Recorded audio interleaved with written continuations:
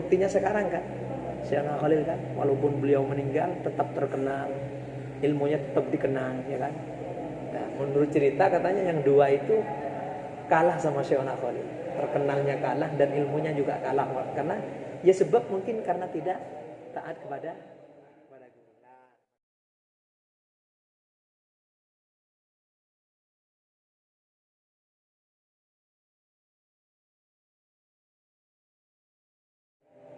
Jadi di antara suksesnya Syekhona Muhammad Khalil Bangkalan, selain beliau itu mondok di beberapa pesantren, beliau ini juga paling taat kepada gurunya. Nah, ini yang kadang-kadang oleh santri sekarang yang sulit ditiru. Jadi orang-orang dulu itu memang kebanyakan takdimnya kepada seorang guru, baik dia diperintah segala apapun mesti langsung melaksanakan. Beda dengan sekarang, sulit. Dulu Syekhna Khalil itu sampai pernah suatu saat mondok, kemudian oleh gurunya ini disuruh menurunkan buah kelapa itu. Buah kelapa, tahu buah kelapa? Ya, buah kelapa itu sehari itu harus menurunkan kelapa sampai 60 kelapa. Nah itu loh, kalau santri sekarang disuruh naik kelapa, disuruh menurunkan kelapa sampai berapa buah tadi? 60 buah. Mungkin di hatinya ada kertek-kertek yang enggak kan mungkin kan ya, karena mungkin orang-orang dulu itu ikhlas walaupun diperintah apa saja oleh gurunya, lebih-lebih di jalan-jalan yang ya seperti ini. Ini kan termasuk ngabdi namanya, termasuk ikut perintah terhadap guru walaupun hanya disuruh menurunkan kelapa sampai 60 itu diturunkan. Kemudian habis itu Syekhna Khalil bukan hanya menurunkan kelapa, bukan hanya menurunkan buah kelapa, bahkan beliau ini disuruh untuk menjual ke pasar. Sudah disuruh menurunkan kelapa, mungkin ya kalau pohon kelapa mungkin kan tinggi, ya mungkin kan tinggi. Nah di situ Syekhna Khalil selain disuruh naik ke atas pohon, kemudian disuruh menurunkan kelapa itu 60, itu suruh jual ke pasar. Ya beliau berangkat setiap harinya seperti itu.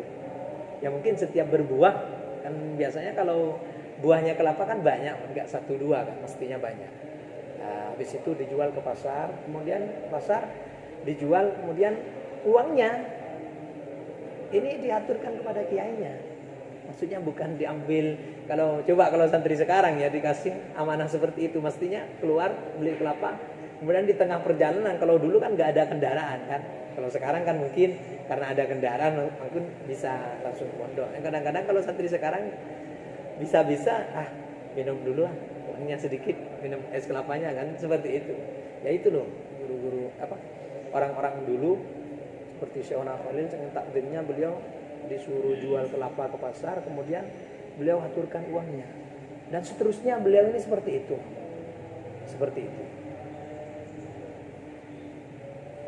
Terus setelah kemudian hari, mungkin bertahun-tahun beliau ini terakhir,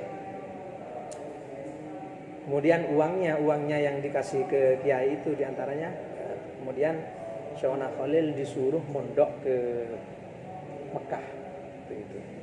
Kemudian hasil penjualan Syekhna Khalil yang disuruh sama gurunya tadi, ya itu dikasih upahnya, sedikit upahnya dikasih untuk menjadi ongkos ke Mekah yang mau mondok itu memang diperintah oleh gurunya. Jadi sebelum mondok di Mekah itu Syekhna Khalil diperintah oleh gurunya untuk mondok di Mekah dan dikasih sangu tadi itu. Nah itu loh Syekhna Khalil. Jadi orang dulu itu suksesnya bukan hanya beliau ini banyak belajar, bukan hanya banyak ibadah, tetapi diantaranya adalah takdim kepada gurunya. Nah mungkin untuk para santri ini jadi pelajaran buat kita, jadi motivasi buat kita. Jadi kita selaku santri, khususnya selaku santri harus takdim kepada gurunya, dan jangan pilih-pilih guru. Siapapun gurunya kalau menyuruh sesuatu langsung berangkat. Begitu maksudnya. Ya, seperti Syekh Khalil ini, diantaranya suksesnya beliau ini bukan hanya mengaji aja, tapi memang ngabdi kepada gurunya juga dikerjakan. Kemudian beliau ini ketika mondok di Mekah, disuruh gurunya mondok di Mekah, berangkat ke Mekah. Ini juga beliau waktu itu mondok di Mekah itu juga, katakanlah kalau zaman sekarang atau santri-santri sekarang itu juga pernah dikirim. Dan ada salah satu riwayat beliau ini mondoknya di Mekah katanya sudah menikah. Ada yang bilang sudah menikah. Tapi yang perlu dicatat, beliau juga pas mondok di mana di Mekah itu juga beliau takdim juga kepada guru. Sehingga selain beliau ini adalah menggali ilmu di Mekah, terakhir beliau ini mau berhenti mondok. Beliau ini juga ada cerita di situ bahwasanya Syekh Khalil ada 2 kawan. Maksudnya 3 bersama Syekh Khalil. Ini disuruh berhenti. Maksudnya mungkin karena sudah cukup ilmunya yang di Mekah itu sudah cukup. Ya di antaranya Syekh Khalil dan 2 santri itu. Tahu dari mana itu? Katanya ada yang dari Baghdad katanya. Cuman dengar cerita. Nah itu yang paling takdim, yang ikut kepada gurunya, perintah gurunya hanya Syekh Khalil.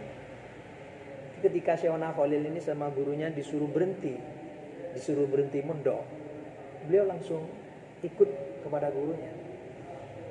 Cek yang bahasa Madura, kalau bahasa Madura, wis ban Syekh Khalil, wis lamun mulai ban ke Indonesia, wis amalaki ilmuna, amalaki ke santri ke orang Sibutok. Wis mulai ke Roma, cekik nyara ilmu boleh, cokop ilmu nabe. Kalau bahasa Indonya, wis Syekh Khalil kamu pulang ke Indonesia. Sekarang sudah cukup ilmumu, sudah waktunya kamu mengamalkan ilmu. Gitu. Dan juga kepada santri yang 2 itu, yang lain maksudnya. Kan ada 3 orang, Syekh Khalil dan 2 santri. Dan 2 temannya maksudnya.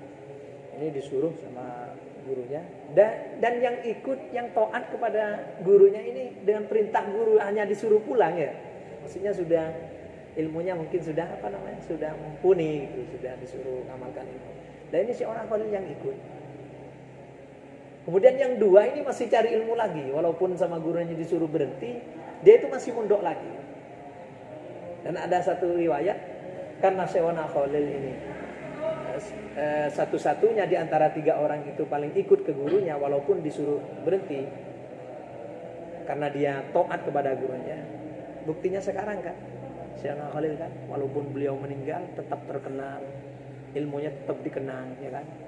Nah, menurut cerita katanya yang 2 itu kalah sama Syekh Khalil, terkenalnya kalah dan ilmunya juga kalah, karena ya sebab mungkin karena tidak taat kepada guru. Nah, maka dari itu ini menjadi motivasi untuk para santri bahwasanya kita mondok di pesantren ini jangan hanya mencari ilmu, tapi mencari ridho guru, ngabdi kepada guru. Ketika ada guru memerintah harus kita langsung laksanakan, karena ini diantaranya taat kepada guru.